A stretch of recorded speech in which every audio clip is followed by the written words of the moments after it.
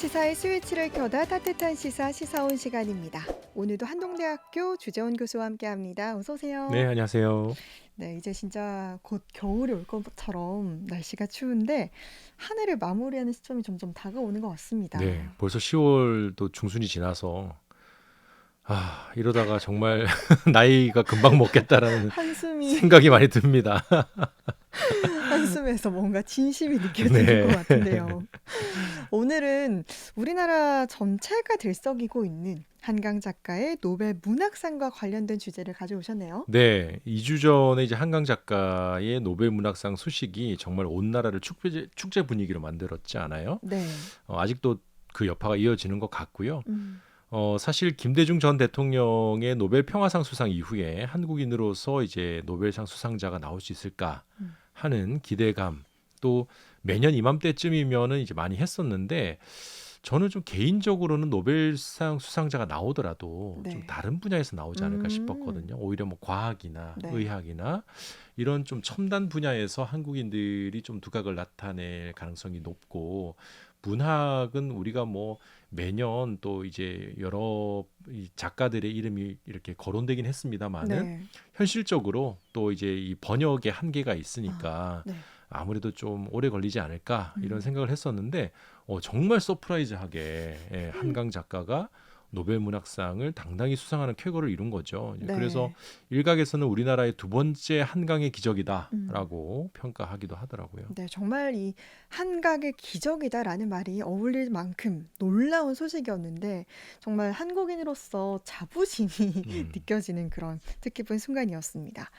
사실 뭐 그동안 한강 작가가 맨부커상을 비롯해서 세계적인 문학상을 많이 받은 걸로 알려져 있잖아요. 그렇죠.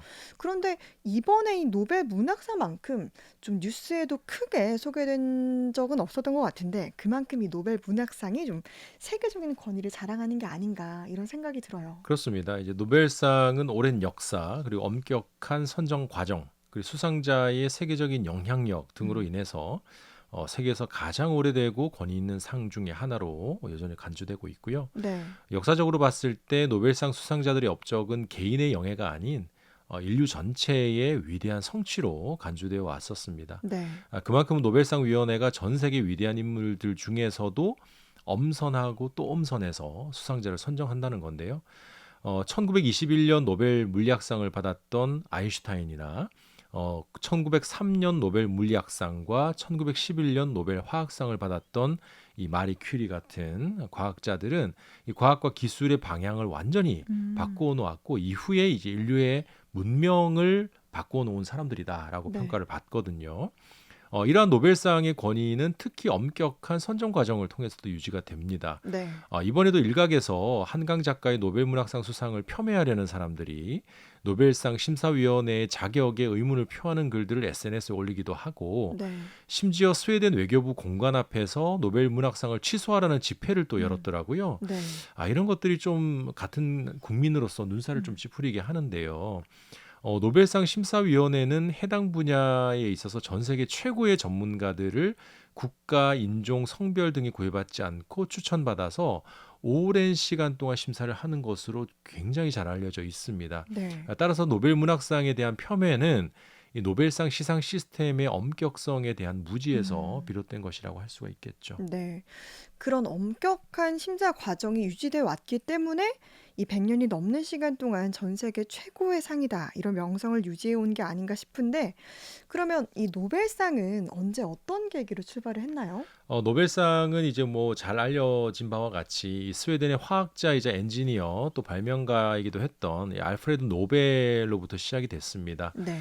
이 다이너마이트 발명으로 가장 잘 알려진 노벨은 이 살아생전에 엄청난 이제 경제적 이익을 누렸죠. 그래서 네. 이제 막대한 재산을 축적했었고, 근데 이제 나이가 들수록 자신의 발명품이 처음에는 이제 광산 개발이나 음, 건축 등과 같은 어떤 유용한 측면에 사용되기를 바랐었는데, 네. 이 다이너마이트 기술을 대량 살상 무기로 이제 이용하기 시작을 한 거죠, 사람들이. 음, 그러한 점에 대해서 이제 매우 회의감을 느꼈다고 합니다. 네. 그리고 자신에 대해서 여러 가지 안 좋은 평판이 또 유럽 사회에 음, 도는 것 자체에 대해서도 굉장히 괴로워했다고 해요. 네. 그러던 중에 이제 1888년에 그의 형이었던 루드빅 노벨이 세상을 떠났을 때, 이 프랑스의 한 일간지가 실수로 알프레드 노벨의 부고 음. 소식을 기사로 이제 실었던 거예요. 네. 이때 알프레드 노벨의 사망을 죽음의 상인이 죽었다라는 음. 제목으로 실었는데 네. 이 노벨은 이 신문 기사를 보고 굉장히 큰 충격을 받았다라고 합니다. 네. 자신을 죽음의 음. 상인이라고, 그러니까 죽음과 맞바꾸어서 돈을 많이 벌었다는 네. 뜻이겠죠. 그런 것에 충격을 받고 이후에 자신이 역사에 어떻게 기억될지 오랜 고민을 하다가 음. 유언에 따라서 네. 재산과 특허권 수입으로 인한 미래 수입들의 대부분을 노벨상 재단 창설에 남겼고요. 이 네. 상은 1901년에 처음 수여된 이후 지금까지 120년이 음. 넘게 이어져 오고 있습니다. 네. 그러니까 자신의 죽음에 대한 신문사의 오보로 인해서 이런 좀 세계적인 상이 만들어진 걸 보면 아, 역사의 아이러니를 느끼게 되기도 하고 그런데 어쨌든 이 노벨의 업적을 긍정적으로 또 기릴 수 있는 위대한 선택이 아닐까 싶은데요. 그러면 노벨상은 어떻게 수여가 되나요? 최초의 이제 노벨상 분야는요, 이제 물리학상, 화학상, 의학, 평화, 문학 음. 이렇게 5분야에 이 세계적인 성과를 이룬 사람들에게 수여를 하도록 했습니다. 네. 이후에 1968년에 스웨덴 중앙은행이 이 노벨의 업적을 기리기 위한 분야를 하나 더 추가하자라고 제안을 했는데 네. 그것이 바로 경제학 음. 분야죠. 노벨상은 스웨덴 과학 아카데미 그리고 카롤린스카 의학 연구소 그리고 노르웨이 노벨 평화위원회 이렇게 다양한 기관에서 지금 현재 수여가 되고 있고요. 네. 시상식은 이제 알프레드 노벨이 작고한 기일인 12월 10일 음. 스웨덴 스톡홀름과 노르웨이 오슬로에서 각각 거행이 됩니다. 네. 총 6개 분야 중 5개 분야는 스웨덴 스톡홀름에서 수여가 되고요. 네. 유일하게 노벨 평화상은 노르웨이 오슬로에서 시상식이 열립니다. 음. 그래서 과거에 김대중 전 대통령 같은 경우도 노벨 네. 평화상 시상식이 노르웨이 오슬로에서 음. 열렸고 지금도 노르웨이 오슬로에 가보면 노벨 평화상 기념관이 있고 거기에 네. 역대 노벨 평화상을 수상한 수상자들의 이렇게 여러 가지 전시가 되어 있습니다. 네. 정말 이렇게 노벨상 시상식이 또 각각 다른 장소에서 이렇게 이루어지는 것도 참 흥미로운 부분 중 하나인데 역사가 깊은 만큼 또 전 세계가 주목하는 이런 노벨상 수상에도 좀 여러 가지 뭐 이야기들이 있지 않을까 싶어요. 그렇습니다.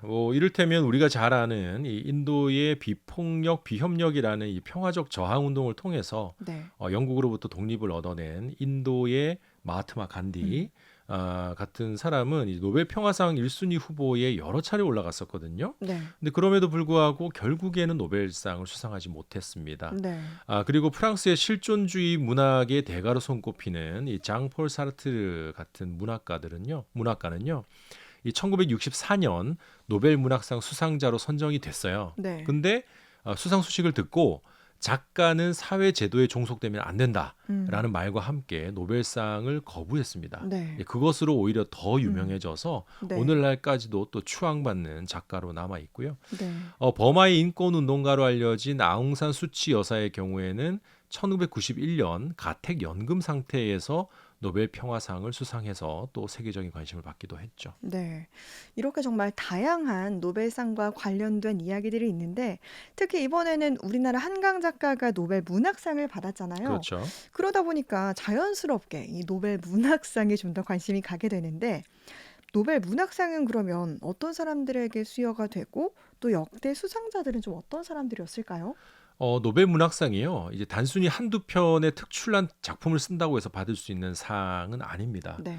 이번에 이제 한강 작가가 노벨 문학상을 받으니까 많은 이제 뭐 어린이들, 청소년들이 나도 이제 뭐 좀 작가로서의 길을 걸어봐야겠다 이런 친구들이 음. 요즘 많이 나온다고 하더라고요. 네. 뭐 저는 긍정적인 뭐 움직임이라고 보는데, 근데 다만 이제 한두 편의 작품을 잘 쓴다고 해서 노벨 문학상을 받을 수 있는 게 아니고요. 네. 작가로서의 세계관을 공고히 이룬 업적을 음. 충분히 인정받을 때 네. 그때에 수여되는 것으로 알려져 있습니다. 그렇기 음. 때문에 역대 노벨 문학상 수상자들을 보더라도 대부분 나이가 60대 이상, 뭐 네. 70대에 받는 작가들도 많았고요. 네. 그렇기 때문에 이번 한강 작가의 경우에는 상대적으로 문학계에서 또 젊은 편에 네. 속하거든요. 그 수상이 더 의미가 있다는 음. 거죠. 가령 뭐 역대 수상자라고 할 수 있는 해밍웨이, 그다음에 가브리엘 마르케스, 토니 모리슨과 같은 역대 노벨 문학상 수상자들의 면면만 봐도 네. 한강 작가가 그러한 작가의 대열에 음. 올랐다. 음. 그것도 이 젊은 나이에 네. 그것만으로도 굉장한 업적이라고 볼 수가 있습니다. 그렇죠. 그러면 이 역대 노벨 문학상에서 좀 특별한 스토리 혹은 좀 수상자 같은 사례가 있다면 소개를 좀 해주시죠. 특이한 뭐 노벨 문학상 수상자들도 여러 번 있었는데요. 뭐 네. 가령 예를 들면 영국의 수상이었던 윈스턴 처칠이 이제 정치적 업적이 아닌 2차 대전 회고록이라고 하는 역사적 저술을 썼는데 네. 아까도 말씀드렸다시피 이제 한두 편의 저술을 잘한다고 주는 상이 아니라고 했잖아요. 네. 처칠의 경우에는 그 사람이 2차 대전 기간 동안 행했던 여러 가지 정치적 연설 이런 것들이 하나의 문학 작품으로 인정을 받아서 네. 1953년에 노벨 문학상을 수상을 했습니다. 네. 그리고 뭐 최근이라고도 볼 수 있는데 2016년에 미국의 대중음악 가수인 밥 딜런이 그의 음악 가사들을 문학으로 인정받아서 또 노벨 문학상을 수상한 것도 매우 이례적이었죠. 네. 그리고 이제 무엇보다 이례적인 사실은 1901년 이후에 수상자가 없음이라고 발표한 해도 여러 번 있었습니다. 1914년부터 시작해서 총 7차례의 노벨 문학상은 수상자 없음이라고 발표를 했는데 네. 이 기간이 대부분 보면 유럽에서 1, 2차 세계대전이 벌어지는 음. 암울한 시기였다라는 공통점이 있겠고요. 네. 결국 문학이라는 것이 인류의 내면과 희망을 가장 깊숙이 표현한 언어 작품이라고 볼 때 당대 시대상 우리가 문학 작품에 머무르는 것이 아니라 그 문학 작품을 통해서 당대 시대까지도 엿볼 수 있는 그러한 지점에서 우리가 문학상이라고 하는 것의 의미를 찾아볼 수 있겠고요. 네. 아무튼 이번 한강 작가의 노벨 문학상 수상은 한국 국민으로서 매우 기쁜 일이고 또 자랑스러운 일이라고 할 수가 있겠고요. 뭐 최근에 뭐 여러 가지 이제 뭐 서점에 책이 맞습니다. 없을 정도로 네. 또 독서에 대한 열풍이 또 불고 있는데 이런 열풍 뭐 저는 좋습니다. 좋은데 이제 다만 일회성이 아니라 네. 좀 앞으로 계속해서 문학에 대한 사회적 관심이 좀 꾸준히 지속되었으면 하는 바람입니다. 네, 진짜 교수님 말씀하신 것처럼 저도 책을 다시 읽고 싶어서 구매를 하려고 해서 참 어렵게 구해서 다시 읽어보고 있는데 읽으면서 어떻게 이렇게 표현을 했을까 이런 생각이 들더라고요. 그렇습니다. 네. 정말 이 한국 최초의 노벨 문학상 수상을 계기로 우리나라의 독서의 봄이 다시 일어났으면 좋겠습니다. 주재원 교수님과 함께했습니다. 네, 고맙습니다. 고맙습니다.